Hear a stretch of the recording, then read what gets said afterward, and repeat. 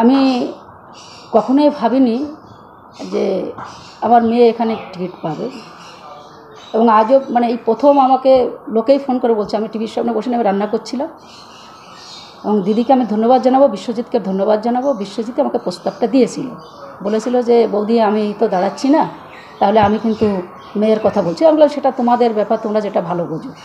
আর বিশ্বজিৎকেও ধন্যবাদ জানাই, মাননীয় মুখ্যমন্ত্রী মমতা বন্দ্যোপাধ্যায়, অভিষেক বন্দ্যোপাধ্যায়কে, যে বাগদার মানুষ ওখানে প্রায় 90% লোক আমাদের মতো সমাজের, এবং বাগদায় যে কিছুদিন আগে একটা ওরা মিডিয়া করেছিল যে আমরা মতোদের ভিতরে প্রার্থী চাই, আমি মনে করি যে সমগ্র মতুয়াদের দিদি আগেও সম্মান করেছে, মতুয়াদের জন্য কাজ করেছে, হরিগুরুচাঁদের জন্য সেই সম্মান কাজ করা, এবং দিদি আরও সেই সুযোগ দিয়ে দিল যে মতুয়াদের যে চাহিদা ছিল যে মতুয়াদের ভিতরে একটা প্রার্থী হোক, সেই হিসেবে আজকে প্রার্থী মধুকন্যা ঠাকুর হয়েছে। এটা আমার মেয়ে বলে নয়, আমি মনে করব শিক্ষিত মেয়ে, পড়াশোনা করেছে, এবং ওর ধৈর্য সহ্য, মানুষকে নিয়ে চলার যে ক্ষমতা, এবং সেটাকে নিয়ে আরও সে সুযোগ দিয়েছে। এবং আমি মনে করি যে এই কাজটা যাতে আরও বাগদাতে উন্নয়ন আমরা করতে পারি, সেই সুযোগটা করে দিয়েছে দিদি।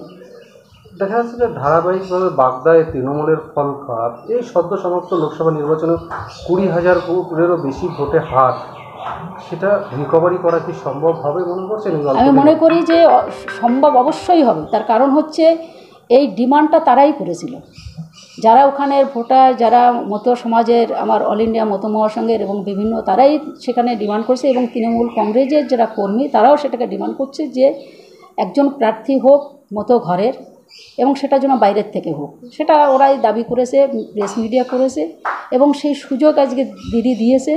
আমি মনে করি যে এটাকে বাগদা আমরা তুলে দিতে পারবো, এবং সবাই মিলে যায়, শুধু তো আমার একার পক্ষে সম্ভব নয়। এখানে বিশ্বজিৎ আছে, আমাদের ওখানে তরুণ ঘোষ আছে, আমাকে পরিতোষ শাহ, অঘোর, এবং যারা অঞ্চল সভাপতি, ব্লক সভাপতি, যারা প্রধান, পঞ্চায়েত সমিতির সভাপতি, জেলা পরিষদের যারা আছে, আমি মনে করি সমগ্র সবাই ঝাঁপিয়ে পড়বে, এবং সেখানে আমরা এটা, এই সিটটা আমরা দিদির হাতে তুলে দিতে পারবো। এটা আমার বিশ্বাস, পরম বিশ্বাস। কিসের ভিত্তিতে ওখানে আপনারা? এবং সিএ নিয়ে যেটা শুরু হয়েছে আপনারা দেখেছেন, যে সিএতে আজও পর্যন্ত তার শোনাও কোনো কিছু হয়নি, এবং বাগদায় যে 10 বছর ধরে তোমার মানে 10 বছর হিসেব উন্নয়ন নেই, তারপর লোকসভায় যে আজকে শান্তনু ঠাকুরের আগে ভোটে জিতেছিল, কোনো উন্নয়ন করেনি। আমি যখন ছিলাম, বাগদার মানুষই বলবে যে যেখানে যেখানে আজকে হাইমাইস লাইট, বিভিন্ন জায়গায় রাস্তাঘাট, তারাই বলে, এটা আমার বলার কোনো দরকার নেই, যে মমতা ঠাকুর যখন এখানে ছিল তখন সেই ভিত্তিতে কাজ হয়েছে, লোকসভার কাজ, কিন্তু তারপরে আমরা কোনো কাজ পাইনি।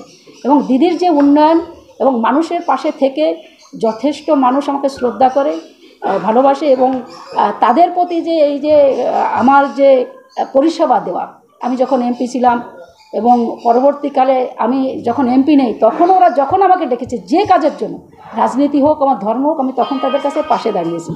আপদ বিপদে যতটুকু পারি তাদের পাশে আমি দাঁড়াই, এবং সেই জন্য আমি মনে করি যে মানুষ আমাদের পাশে থাকবে। তৃণমূল কংগ্রেস আমাদের কর্মী যারা, তারা ঝাঁপিয়ে পড়েছে অলরেডি, আমাকে ফোন অনেক জায়গাতে করছে যে আমাদের এই সিট আমরা অবশ্যই জিতব।